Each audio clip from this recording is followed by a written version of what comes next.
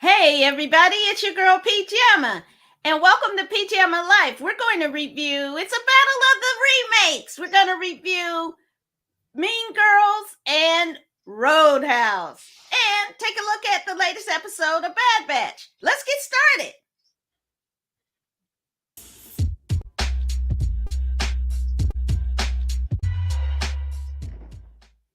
Oh yeah, it's a remake battle.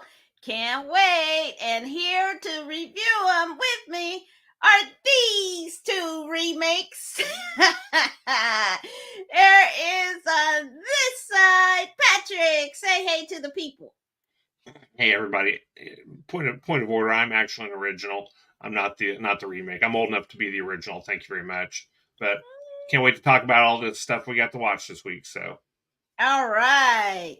And next up is this guy, David. Say hey to the people. Hey, everybody, great to be with you tonight. Looking forward to having a return to the past, back to the future kind of deal. And I can be a remake, but if I am, I'm in 3D smell-o-vision. Oh, not smell-o-vision. Oh, yuck. All right. Let's start off as the lady's choice with Mean Girls. Meow. Please. We have a new student. What's up, Kitty? Are you trying to make the rest of us feel dumb? I'm not trying to, it's just happening. Dear God, woman.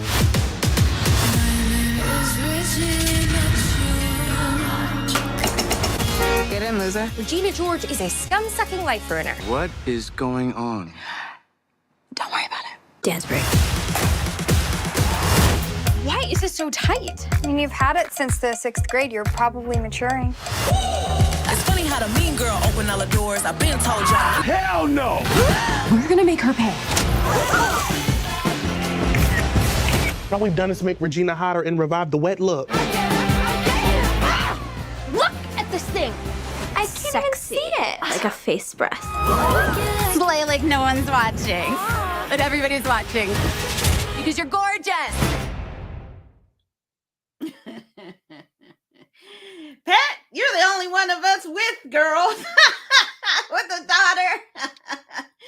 What'd you think of this remake? I have a very soft spot for musicals, and I did enjoy this quite a bit actually.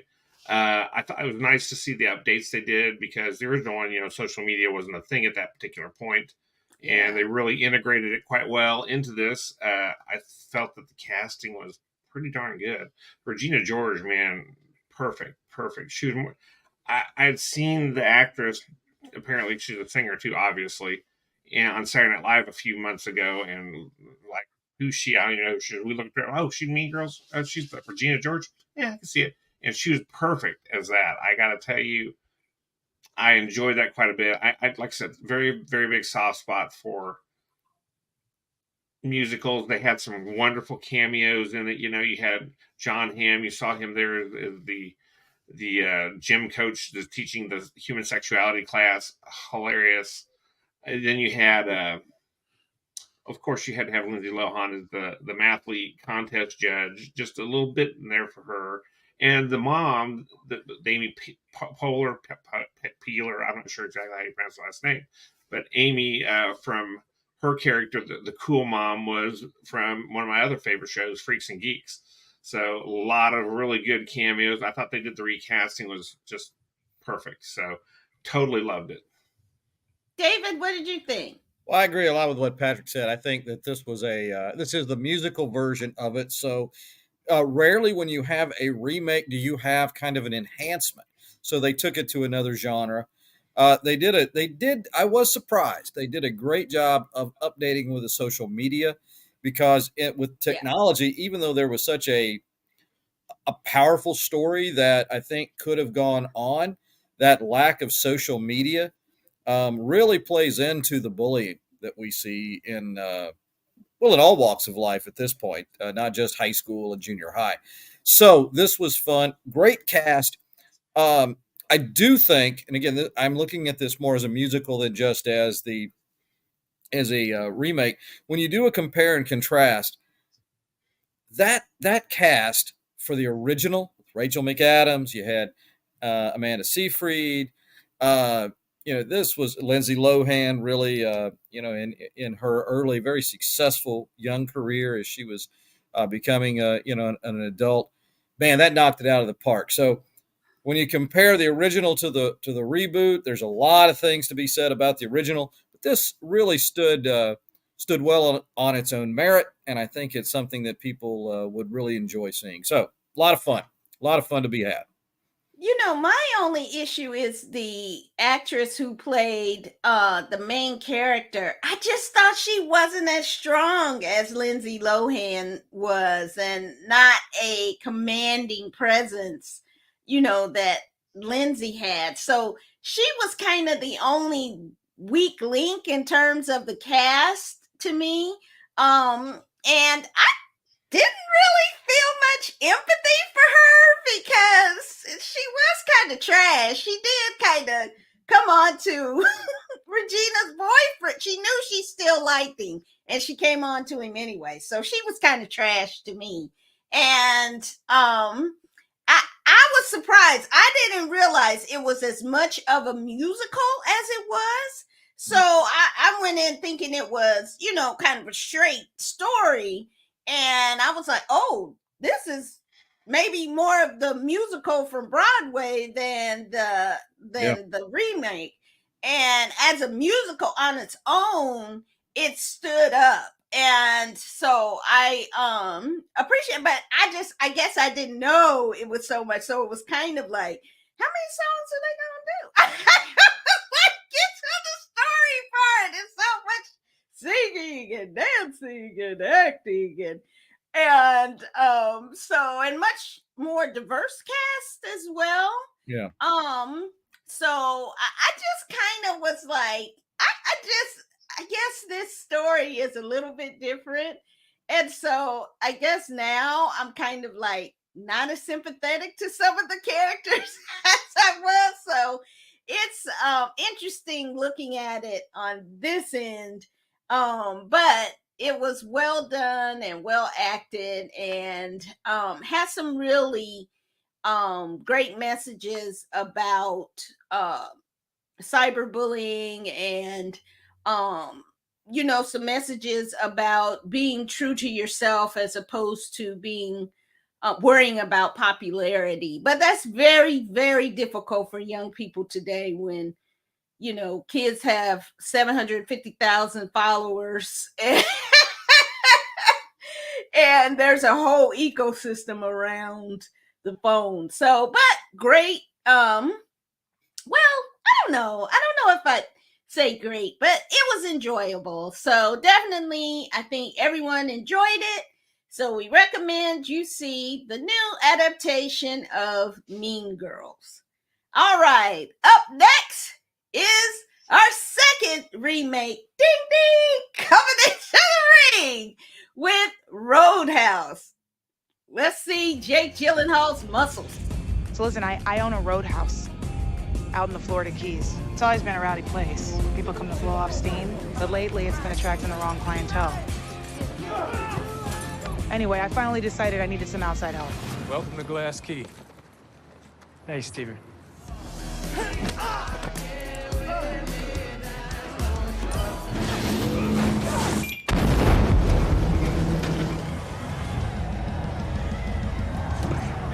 I am afraid.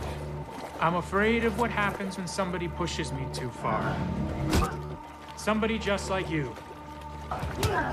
Because I know what happens next. Okay, I'm gonna go first. Okay, Jake Gyllenhaal looked amazing, and Connor, what's his name? McGregor. Conor McGregor. Conor McGregor was chewing up every scene he was in. But maybe it's not the best. It's actually like for Saturday afternoon kind of fluff matinee kind of movie, and to get some eye candy in with your girlfriends. You can watch this, but go watch the original. The original is much better, and even that isn't great, but I did like the adaptation to make him an MMA fighter. And the cut scenes of the direction, where they had like these really interesting fight scenes, the camera angles, that was pretty cool. But this is not a great story. David, what did you think? Well, I love the original, so the thing about both of these films are there's not a lot there. Yeah. I mean, we had a great conversation about Rebel Moon in terms of like character development and not there and all of that. There's nothing here. The thought that they would take Roadhouse and remake of all it. the movies. There's, I mean, the only movie that Patrick Swayze did that could possibly have been remade, and they did remake it, was that wonderful love story between him and Jennifer Grey in Red Dawn. So, see what I did there? See what I did there? Everybody thought I was going to go one way, and I didn't. Red Dawn. That was a great movie. I like the fact they're in the Florida Keys. That was cool. The venue. I thought some of the acting was fun. Jessica Williams' father had this place in the Keys. Sure, I can buy that. I could buy that. Jake does a fine job. This is not. Neither film is one that would be in some kind of. It's not going to the Library of Congress. Neither one of them. It's all right. Are you sure it's not going to AFI? Again, Swayze and Sam Elliott were a pretty cool combo in the original, but they both were bad, ridiculous movies. Although some of the things I've heard about small town power grabs, it's actually a little bit more true to life than what you would want to know. But it's not just the Old West in the 1880s. It's Harlan in the 1970s, 80s.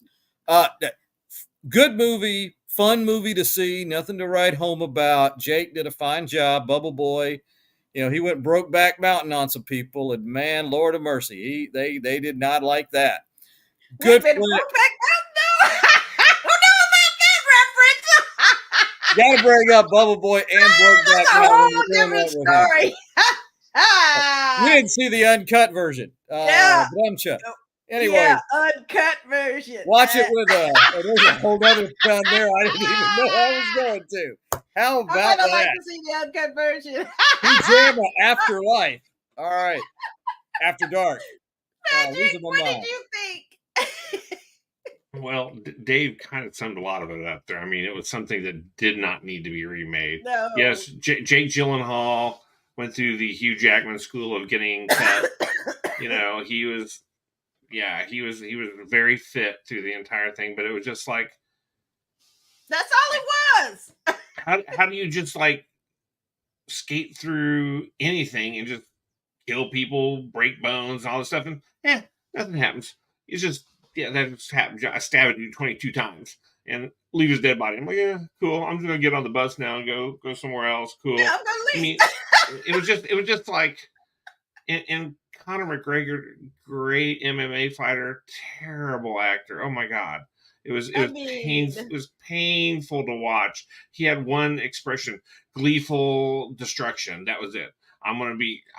He was like a bad version of Dennis Hopper in Waterworld, but just crazy, just this sociopathic going through, and again, with no consequences apparently whatsoever, like you can just leave people broken and, just drive on off. Cool.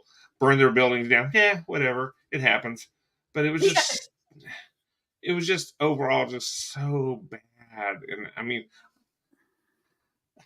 the first one, the original, was no Schindler's List. I mean, it was, Schindler's List. That's going to. I mean, it was a lot of great references tonight. It was not a great dramatic movie full of wonderful performances. It was at best popcorn fodder. Be that, though. Well, no. But I would like my time to be used to watching movies to be movies there at least someone gave a crap about. This felt like this was phoned in, phoned in. Except for Jake Gyllenhaal had to go spend like 6 months getting all jacked up like that. Other than that, it was just like you didn't understand. I mean, there were so many plot holes. Like, okay, so he killed somebody in his fight, and it was his friend, apparently. And it was just like, they just kind of let that just okay. Well, that just happened, and we just move on, and it's like there's no. Why would you bring up that point if you're not going to explore that point? Other than, I mean, there was just a lot of weird choices. So, yeah, that's a no for me, dog. It was definitely well, everything's not Shakespeare, but it can be entertaining. But of the two, ding ding, what was the better remake? Was it Mean Girls or was it Roadhouse? Well, Mean Girls by a lot. By a lot. I mean, I think we covered that. Yeah, it's just Mean Girls by a lot. Well, I'm gonna have my Mean Girl drink afterwards. I made a special drink for. But definitely Mean Girls. Wednesday, do you wear pink on Wednesday? Pam, yeah, it's not Wednesday, and you're wearing pink. Oh well, I'm in the theme of the show. Pink, pink, pink.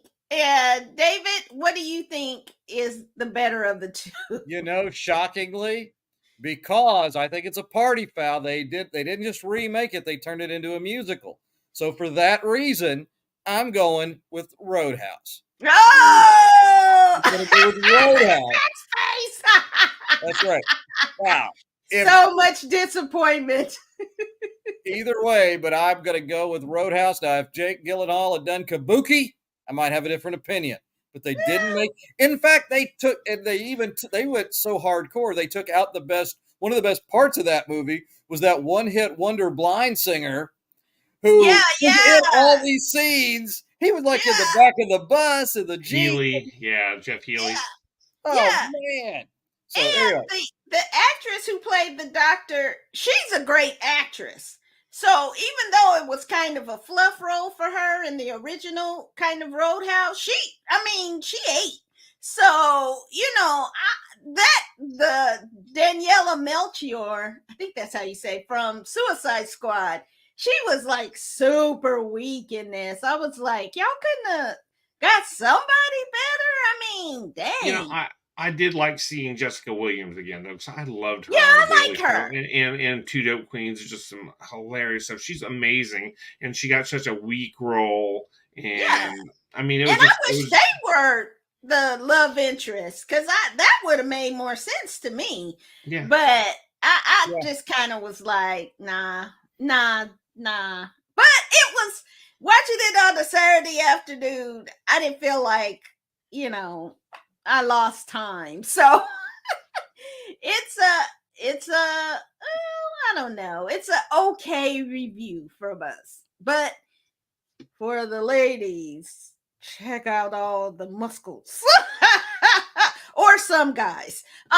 Okay. So next up, no muscles in The Bad Batch. Let's take a look. Progress in the lab has stalled since Nala Say's confinement. The Kaminoan can no longer be trusted. I did what I could. Now they will look to you. I don't have that kind of power. Don't you? Well, I'll make sure these stay safe until you come back. Because you will come back, right? Report. I've got eyes on the target. She must be recovered unharmed. No mistakes. Lock down the town. Search every domicile until you find her.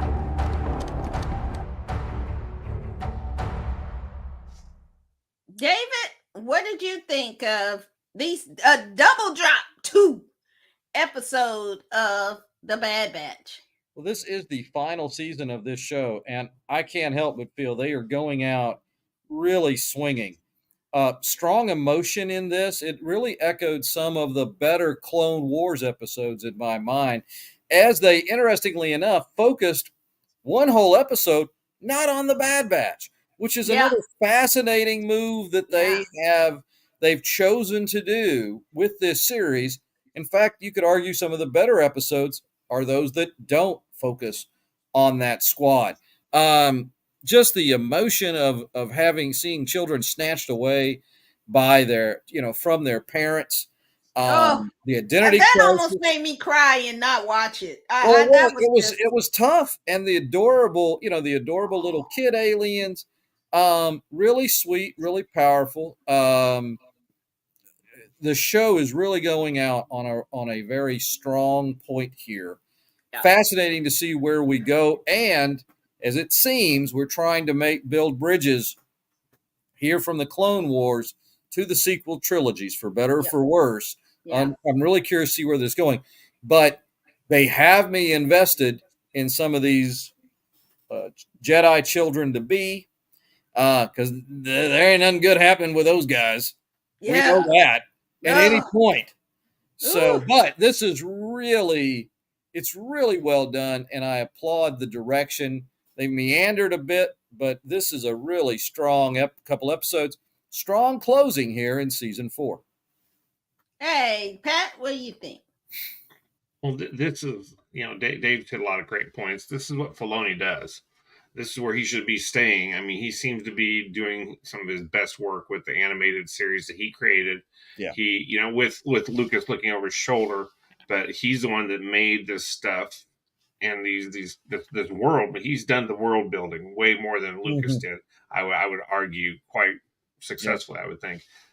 Whereas he's built all the cool characters. To be really honest, him and Jon Favreau have made some of the best stuff out of Star Wars in the past 30 years.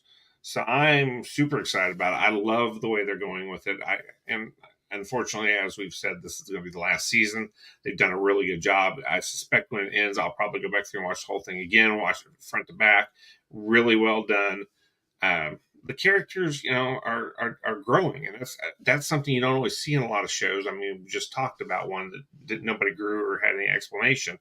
This stuff, you see these characters grow. You have time to become invested in their stories, and as such, you tend to enjoy it more. And I would suggest a lot of these money grab movies might take a note or two from this and try to either reinvent things and make you care about why you want to watch this movie, or don't do it. I mean, because we watched one movie that we've already discussed that was just nobody cared about. Nobody was clamoring for a Roadhouse remake. The Mean Girls was there was nobody was clamoring for that either. I mean, they had to change the format to make it super good. But I mean, let's quit mining the past. Let's make some new stuff. And even though this is kind of part of the past where they had the Clone Wars and all this other stuff, they found new stories and new things to go through. And like I said, Filoni has done a really good job with that. So I've been enjoying every bit of this. This one, maybe because it was so tough to watch, it was too emotional for me. And I shouldn't say that about, ink and paper or computer chips and bits, but it was really hard to watch. And I was very upset. And I was like, I don't like this at all. I don't like it. But that's a mark of great filmmaking too, is that it elicited powerful emotions. But here's the plot hole to me. Why do they keep letting this 8-year-old girl make tactical decisions? That don't make sense to me. It really doesn't. So that part, I kind of was like, what? Why are they letting her make these decisions? That's crazy. Could it be because they realize her M count's so high and they've been conditioned to obey Jedi? Maybe. Oh, well, that's a really sharp, astute point. Maybe. She might be channeling that and you don't know it. Maybe. And because that just does not click. So that part kind of, I was like, what? They lost me a little bit there. But, I thought the second episode, I liked that one. The first one, it was really well done. And, but it's just hard to watch. It is sad. That was rough. Yeah, I didn't like that. I didn't like feeling like I felt. So, but definitely it's now. Don't you roll your eyes? Well, no, I was just thinking that it was hard to watch, but that was part of it. I mean, you saw some great character development there. You saw this character wrestling with tough emotional issues, which was great because I mean that was great TV animation, whatever you want to call it. That was a And great Nala storytelling. Say, my favorite. You know, I love me the Kaminoans, Jack, and that's my girl right there. So I was like, if they kill her, I'm not watching no more. Oh, yay, the Kaminoan! Yes, I love Nala Say, and I love the voice actor who's doing her voice. I just think that is amazing. But this is the part that is difficult for me, and this phase is that this is the darkest phase I feel like of the series, like the whole storyline. So, and I don't want to immerse myself in that darkness. So, I don't know. I'm hoping that I don't know what I'm hoping it's not all dark, death, despair, slavery, killing, destruction of people kind of stuff. I just can't watch that. But it's really great storytelling. Yeah. Really excellent storytelling. So we will see in the next, there's only a few more episodes, maybe 3 more episodes, I think. If that many. So we're rounding into the final act of the series. So which will be sad, but of course I'm sure they have another something planned after this. So David, you got any intel on that? I don't have any intel on this. It wouldn't surprise me. They kind of they paint themselves into a bit of a corner with pieces because certain things are going to have a shelf life of here, and then of course the short-lived the Resistance Star Wars show. There was a real effort to try to create that animated show in between Force Awakens and The Last Jedi, which was only like a day difference. And so that was a kind of a tough thing to do. Okay. I didn't know that was the time frame for that show. Well, I mean, you think that was kind of after Clone Wars or something like. Well, Resistance was takes place with between The Force Awakens and The Last Jedi, and as you recall, those movies they basically start right after one another, despite a 2-year hiatus. Yeah. It's kind of tough to build a lot of good stuff there. I haven't heard more right now on the animated side. Obviously, we've got The Acolyte. We have Skeleton Crew. Acolyte's next. Yes, that's right. Acolyte will be next. And season 2 of Andor. So we've got some good live action things to do. So that's 3 shows this year? Wow. It's coming. Well, I think in 25. Skeleton Crew should have already been out, my understanding, but things with the protest. I pulled up my imaginary sign there to remember the word. That got delayed. Yeah. So we will see, but haven't heard more about animated. But the animated world gives a lot of great possibilities, and they could do some stuff with in this same period, or go back to the Clone Wars, or they could do a lot of different things with different characters, and it could be a lot of fun. Well, and they reintroduced Ventress as not a baddie anymore, kind of an in between. So I mean, there's a very logical. Now that's what I would watch. I would watch a show about Asajj Ventress and Fennec Shand, kind of taking on the Empire in a rebellious kind of way. Yeah, I would definitely watch that. Definitely. So, Filoni, hi. Can you make that happen? We need some more strong female characters like that. Well, next week we have some more. It's a Disney Plus kind of show. So we're gonna go back again to the Bad Batch, as well as it's finally out on Disney. Wish. Am I the only one who's watching it? As with everything, I will watch it. Just no initial interest or impetus to watch it otherwise from this show. But that's just me. Yeah, it's that one. It's not just you.